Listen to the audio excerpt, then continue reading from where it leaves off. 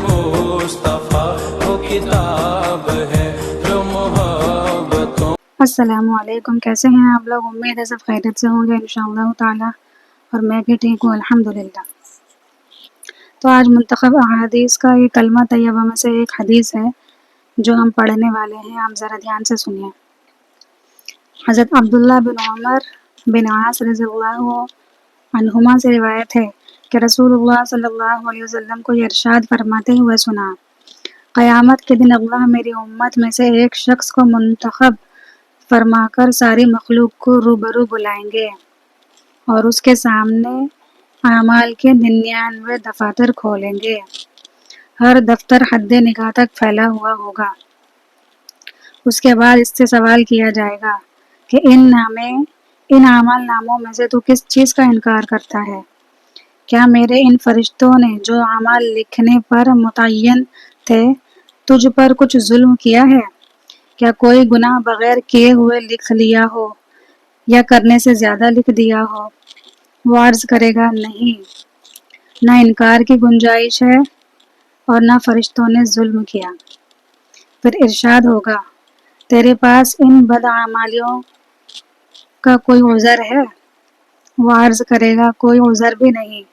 इरशाद होगा, अच्छा, तेरी एक नेकी हमारे पास है, आज तुझ पर कोई जुल्म नहीं। देखिए अल्लाह ताला कितना रहम वाला है। फिर कागज़ का एक पुर्जा निकाला जाएगा जिसमें अशहदु अल्ला इलाहा इल्लल्लाह व अशहदु अन्ना मुहम्मदन अब्दुहु व रसूलुहु लिखा हुआ होगा। अल्लाह ताला फरमाएंगे, जा इसको तुलवा ले।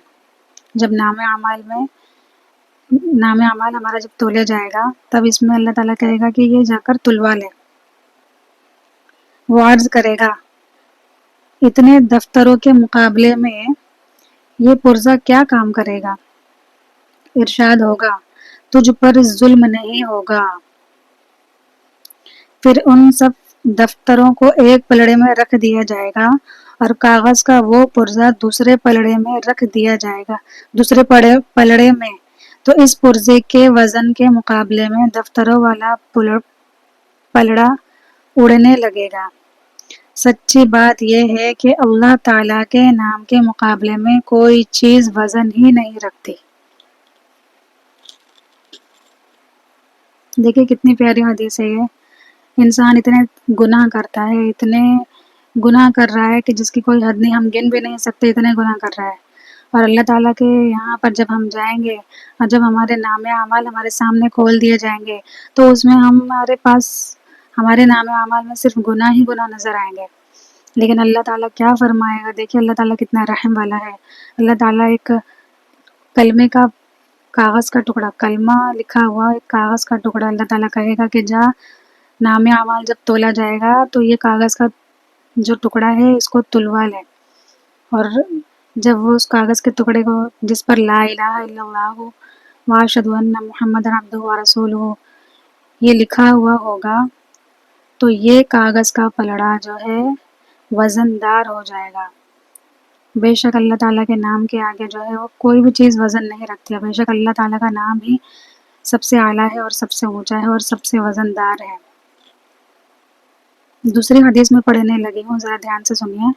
हज़रत अबू उमरा अंसारी रज़ियल्लाहु अन्हु से रिवायत है कि रसूलुल्लाह सल्लल्लाहु अलैहि वसल्लम ने इरशाद फरमाया, जो बंदा ये गवाही दे अल्लाह ताला के सिवा कोई माबूद नहीं और मैं अल्लाह ताला का रसूल हूँ, को लेकर अल्लाह ताला से क़यामत के दिन इस हाल में मिले कि वो इस पर दिल से यकीन रखता हो तो ये कलमा शहादत ज़रूर इसके लिए दोज़ख की आग से आड़ बन जाएगा।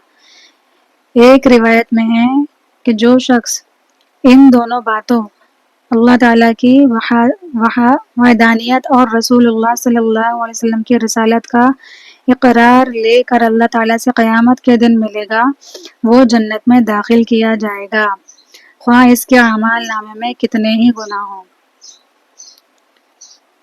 देखिए ये जो कलमा शहादत है, ला इलाहा इल्लल्लाह मुहम्मदुर रसूलुल्लाह, ये कोई छोटी बात नहीं है। ये हम ज़बान से बोलते हुए हमारे दिल में भी इस बात का यकीन होना चाहिए और इसी हालत में अगर हम मर जाएं और अल्लाह ताला के पास चले जाएं तो अल्लाह ताला ان کی وجہ سے، ہمارے ایمان کی وجہ سے ہمارے جو گناہ ہیں وہ اللہ تعالیٰ ہمیں معاف کر دے گا۔ کتنی بڑی بات ہے، دیکھیے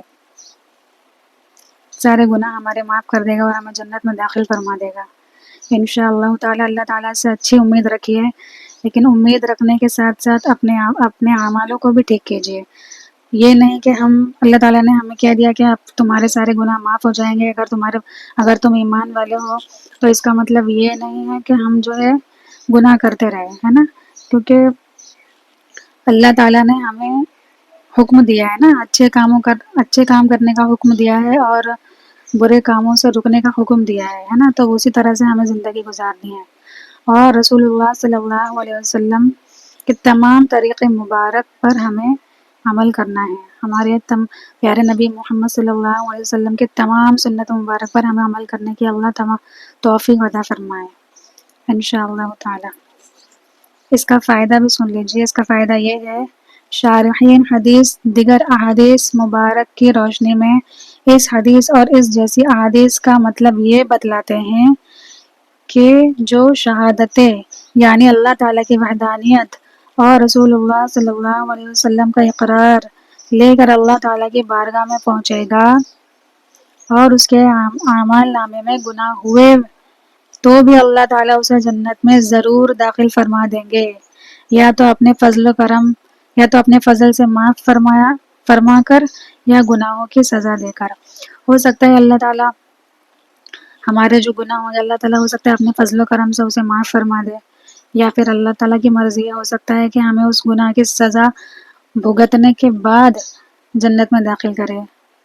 یہ دونوں صورتیں ہو سکتی ہے، لیکن یہ تو سچ ہے کہ جو ایمان والا ہوگا اور جس نے اللہ کے نبی کے طریقے کو اپنایا ہوا ہوگا، تو وہ اگر گناہ بھی کرے تو وہ ضرور جنت میں داخل کیا جائے گا انشاءاللہ تعالی۔ آج کے لیے اتنی حدیث کافی ہے۔ شکریہ، جزاک اللہ، السلام علیکم۔